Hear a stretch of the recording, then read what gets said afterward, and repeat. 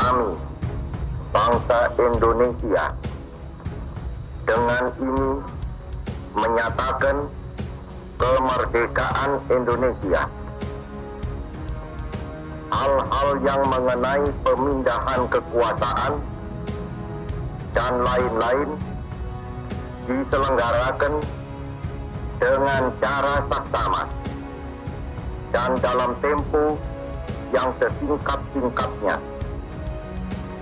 Jakarta, 17 Agustus 1945, atas nama bangsa Indonesia, Soekarno, Hatta. Dirgahayu Indonesia yang ke-75, kami bangsa Indonesia mengucapkan selamat Hari Berdaulat. Jayalah selalu bangsa dan negeriku. NKRI harga mati. Sesuai dengan Undang-Undang Dasar tahun 1945, Hari Kemerdekaan Indonesia selalu dirayakan pada tanggal 17 Agustus, tepatnya 75 tahun yang lalu hingga saat ini.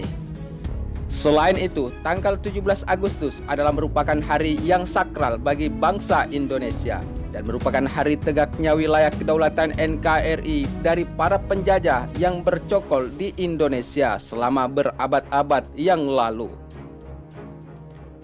Tepatnya 17 Agustus hari ini adalah menjadi momen dibacakannya teks proklamasi Indonesia oleh Presiden Soekarno di tahun 1945 yang lalu dan akan diulang setiap tahunnya sebagai tanda hari kemerdekaan atau berdaulatnya seluruh wilayah Indonesia dari Sabang sampai Merauke.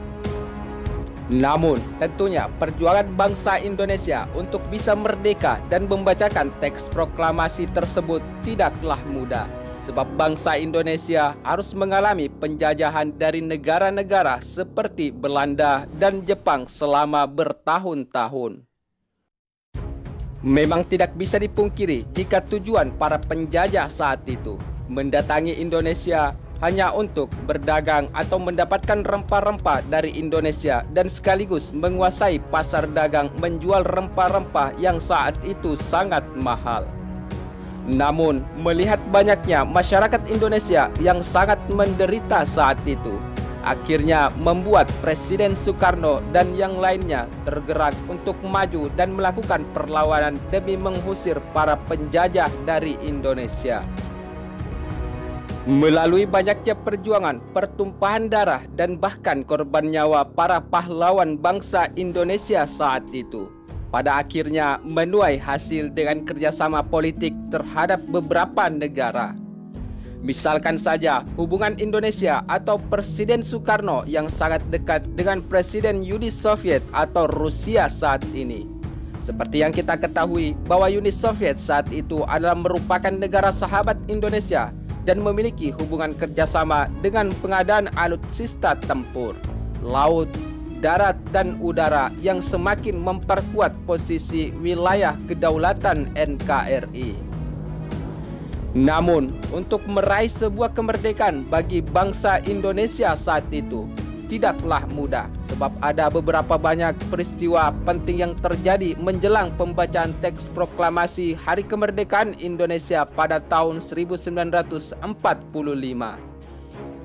Misalkan saja saat itu Indonesia harus menghadapi Jepang yang telah menjajah di berbagai wilayah Nusantara dengan mengerahkan pasukan serta armada tempur darat, laut, dan udaranya.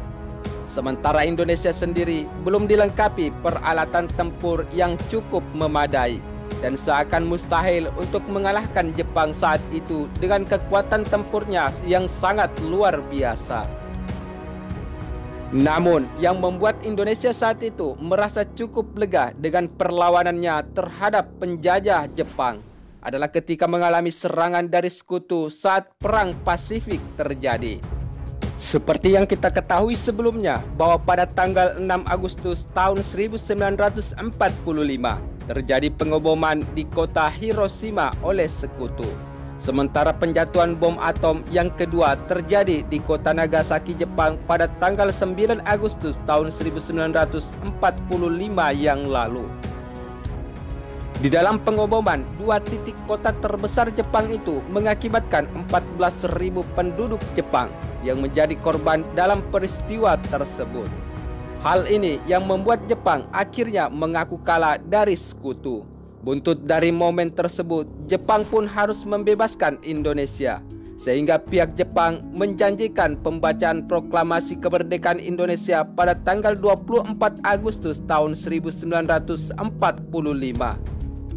Tetapi dengan kecerdikan Presiden Soekarno dan para tokoh nasional lainnya mengambil keputusan untuk membacakan teks proklamasi kemerdekaan Indonesia lebih awal atau pada tanggal 17 Agustus tahun 1945. Namun, sebelum dilakukannya pembacaan naskah teks proklamasi kemerdekaan Indonesia pada tanggal 14 Agustus tahun 1945, bersama golongan pemuda yang terdiri dari Sultan Syahrir, Khairul Saleh, Dwi Kana, dan Darwis mendesak golongan tua Soekarno dan Muhammad Hatta untuk segera melangsungkan kemerdekaan dengan memiliki strategi lebih matang untuk pembacaan teks proklamasi kemerdekaan Indonesia. Namun, karena perbedaan pendapat antara golongan muda dan golongan tua, akhirnya kelompok pemuda saat itu memutuskan untuk menculik Presiden Soekarno dan Muhammad Hatta ke Rengas Dongklok, Karawang pada 16 Agustus tahun 1945, tepatnya pada pukul 3.00 WIB. Mereka mendesak untuk mempercepat proklamasi kemerdekaan Republik Indonesia. Namun, setelah melalui meja perundingan, lalu terjadilah kesepakatan antara golongan tua yang diwakili Presiden Soekarno, Muhammad Hatta, dan Emir Ahmad Subarjo dengan golongan muda tentang kapan proklamasi akan dilaksanakan. Saat itu, setelah melakukannya kesepakatan antara golongan muda dan golongan tua, lalu diadakan pertemuan PPKI di Rumah Laksmana Maeda, Kepala Kantor Penghubung Angkatan Laut Jepang. Karena rumah beliau dianggap menjadi tempat yang paling aman untuk melakukan perumusan naskah teks proklamasi, sehingga melalui berbagai perundingan akhirnya naskah teks proklamasi tersebut diketik oleh Sayuti Melik. Namun, sebelum dilakukannya pembacaan teks proklamasi, pada awalnya Trimurti diminta untuk menaikkan bendera merah putih.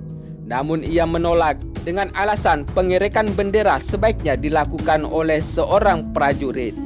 Oleh sebab itu, ditunjuklah Latif Hendraningrat, seorang prajurit peta, dan dibantu oleh Soe Hoet untuk tugas pengibaran sangsaka merah putih.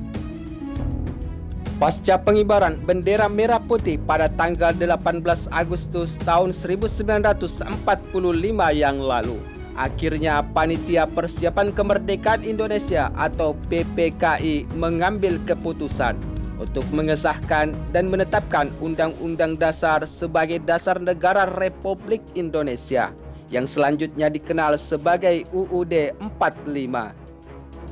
Dengan demikian terbentuklah Pemerintahan Negara Kesatuan Republik Indonesia yang berbentuk Republik atau NKRI, dengan kedaulatan di tangan rakyat yang dilakukan sepenuhnya oleh Majelis Permusyawaratan Rakyat yang kemudian akan dibentuk.